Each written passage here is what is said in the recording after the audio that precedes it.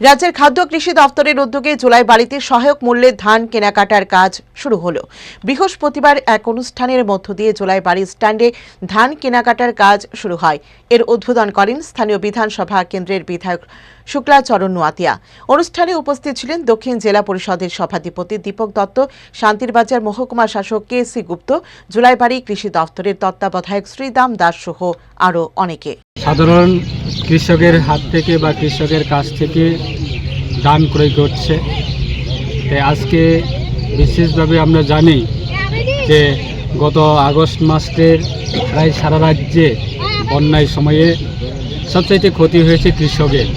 যারা খেতি চাষ করতেন বা যারা ধান চাষ করতেন তারা বিশেষভাবে ক্ষতিগ্রস্ত হয়েছে।